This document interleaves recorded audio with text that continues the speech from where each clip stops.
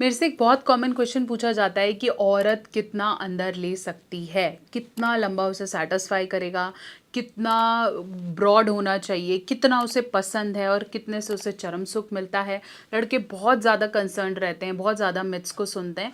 तो कितना साइज बिल्कुल सही है एक औरत के लिए, चलिए बात करूंगी। चैनल पे नए हैं सब्सक्राइब करें। मैं हूँ डॉक्टर नेहा मेहता और ऐसी बहुत सारी वीडियोस बनाती हूँ जो कि आपके सेक्सुअल मिथ्स को दूर करती है और सही सेक्सुअल सॉल्यूशंस देती है। तो शुरू करेंगे। चैनल को सब्सक्राइब कर दो क्योंकि बहुत कंटेंट है जो कि आपको हेल्प करेगा रियल लाइफ में। तो press the bell icon, set the notification and let's start awakening.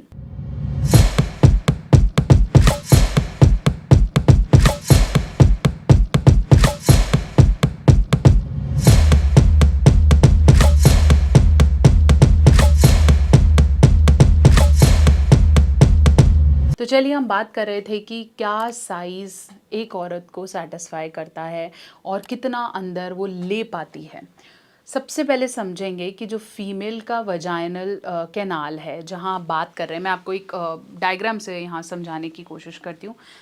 अगर आप ऐसे एक्सप्लेन करते हैं कि ये फीमेल का वल्वल एरिया, ये बाहर का आपका क्लिटोरिस है, ठीक है, ये वो वल्वा है जो कि आपको दिखता है। किसी का स्क्वीज्ड है, किसी का पिंक है, किसी का रैबिट हेड है, तो ये बाहर का वल्वा है, ठीक है, जिसे हम योनी कहेंगे।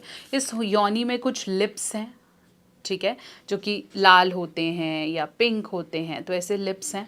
और यही योनी के थोड़ा ऊपर यूरिन आता है और ये जो पर्टिकुलर होल है जिसे हम वजाइनल होल कहते हैं। तो बाहर वाला एरिया वल्वा, ये वाला वजाइना, इसके ऊपर एक छोटा सा सॉफ्ट टच का एरिया है जिसे हम क्लिटोरिस कहते हैं। पतला सा ऐसे ट्रायंगल शेप का, जिससे आप हाथों से हिलाएंगे या मसाज करेंगे तो फीमेल को वही सेंसेशन आती है जो लड़के के पेनिस छूने से या उसको टच करने से आती है। तो जब आप इसको सहलाएंगे तो क्लिटोरिस स्टिमुलेशन होगा और यहाँ पे एग्जैक्टली टच करेंगे तो वल्वा प्लेजर देगा और यहाँ पे जो है वो है आपका वजाइनल ओपनिंग। अब ये वजाइनल ओपनिंग अगर मैं समझाने की कोशिश करूं तो ये है बहुत बड़ी। देखो जितना ये बॉटल पूरा है, हो सकता है इतना बड़ा हो, लेकिन ग्रीन पार्ट से अपर, इस ग्रीन पार्ट के ऊपर कोई फीलिंग नहीं है, ठीक है। ये पूरे पार्ट में सर्विक्स है, फिर यूट्रस स्टार्ट, मतलब गर्भाशय शुरू हो जाता है। तो उसके अंदर अगर आप कुछ कर भी रहे हो या कुछ डाल भी रहे हो तो फीलिंग नहीं है, दर्द है उल्टा, तो प्लेजर नहीं है। समझ में आया? सिर्फ ये शुरू का पार्ट है जिसके अंदर सबसे ज़्यादा खून का प्रवाह है, जिसके अंदर अगर आप उंगली से सिर्फ छू भी रहे हो ना तो शील फील और अगर आप इसको ज़ोर से कुछ कर भी रहे हो तो यहाँ पेन है। इसके बाद ये सिर्फ स्किन है जो बच्चे के टाइम पे ज़्यादा एक्टिव हो जाती है। तो ये जो 2.5-3 इंच का एरिया है, ये सबसे ज़्यादा ब्लड फ्लो वाला एरिया है। और अगर आप इस 2.5-3 इंच के एरिया में ज़्यादा से ज़्यादा स्टिमुलेशन और प्लेजर दे पाओ ना, तो आपका साइज़ कम भी है ना तो भी वो संतुष्टि देगा। लेकिन अगर आपका साइज़ 7-8 इंचज़ है, वो इस आगे वाले एरिया में प्लेजर दे ही नहीं रहा। इसको ऐसे समझाते हैं कि मान लेते हैं आप कहते हो भाई मेरा साइज़ तो 7 इंचज़ है, 6 इंचज़ है, आप पेनिट्रेट कर रहे हो, आपने पेनिट्रेट किया और आप लेके जा रहे हो बिल्कुल अंत तक। आई होप आप देख पा रहे हो। तो आप बिल्कुल अंत तक यहाँ लेके जा रहे हो, यहाँ पे आप कर रहे हो, दिस विल नॉट हेल्प क्योंकि यहाँ पे प्लेजर ही नहीं है।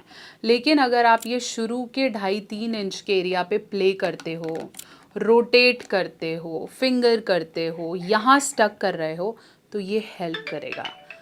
इसलिए हमेशा बोला भी जाता है कि अगर आपने करना है तो ऊपर की तरह वॉल पे करें, नीचे की वॉल्स पे करें, साइड वॉल्स पे करें, रोटेशंस दें, ये ज़्यादा इम्पॉर्टेंट है। जितना आपको लगेगा मैं सबसे पीछे वॉल पे मारूंगा वो हेल्प करेगा, नहीं, this is not going to help, it is painful और इन्फेक्शंस भी होंगे। इसलिए ये शुरू का 2.5 इंच का एरिया बहुत सेंसिटिव है। इस पर आप फिंगर कर सकते हैं, आप अपना टंग रोल कर सकते हैं, आप टॉयज़ अगर इंट्रोड्यूस कर रही हैं, फीमेल पार्टनर नहीं है, वो कर सकते हैं। और पेनाइल जो आपका लिंग है वो भी इस 2.5 इंच में एक्टिव होना चाहिए। इसके लिए आप ऊपर नीचे साइड, दोनों साइड्स रोटेशन, ठीक है, hand cupping, double hand, single finger, इस हिसाब से आप कैसे भी कर सकते हो। इसलिए वो मेल जिनका साइज़ उन्हें लग रहा है कि हाँ उसका तो उतना बड़ा दिख रहा है, मेरा नहीं दिख रहा है, अगर आपका मशरूम साइज़ भी है, आपका हैमर साइज़ भी है, छोटा साइज़ भी, कितने तरीके के होते हैं वो आप इस वीडियो में देखो, लेकिन अगर आपका छोटा भी है तो भी आपको कंसर्न नहीं लेना है कि ओ माय गॉड मैं कैसे काम करूँगा। एक एवरेज साइज़ की अगर मैं बात करूँ तो एक एवरेज मेल पेनिस का साइज़ इरेक्टेड होना चाहिए 5 से 5.25 इंच।